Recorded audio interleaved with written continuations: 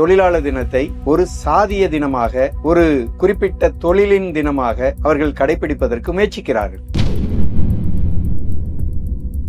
கடத்தல், பதுக்கல், விலையேற்றம் போன்ற மிக கொடிய துயரங்களை உழைக்கும் மக்கள் மீது திணிக்க அவர்கள் முன்வருகிறார்கள். 30,000-40,000 பேர் மீது இன்றைக்கு மோடி அரசு, பிஜேபி அரசு வழக்கு போட்டு இருக்கிறது என்று சொன்னால் தொழிலாளர்களை கண்டு அச்சப்படுகிறது என்று அர்த்தம். தொழிலாளர்களை பார்த்து அது பயம் கொள்கிறது என்று அர்த்தம். இந்த உள்புகார் குழுவை அமைக்க முடியாத மோடி சர்க்கார் மகளிர் இடஒதுக்கீட்டை பற்றி பேசுகிறது. இதை விட வேற என்ன வெட்கம், என்ன கேவலம் இந்தியாவிற்கு வேண்டும்? பெண்கள் சாலைகளில் இறங்கி மிகப்பெரிய ஆரவாரமான போராட்டங்களை நடத்த மாட்டார்கள் என்கிற பிற்போக்கு சிந்தனையில் இருந்து நடக்கக்கூடிய சுரண்டல்.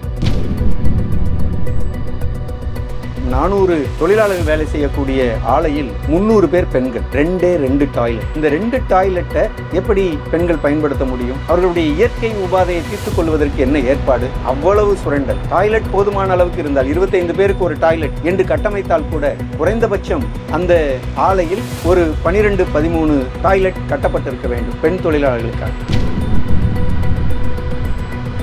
அந்த வீட்டில் இருக்கிற கழிவறையை என்னுடைய அவசர தேவைக்கு பயன்படுத்திக் கொள்ள முடியாத துர்பாக்கியசாலியாக நான் இருக்கிறேன் என்று ஒரு பெண் குமுறுகிறாள் என்று சொன்னால், நீ பாரத மாதா என்று சொல்லுவதில் என்ன பயன் இருக்கிறது?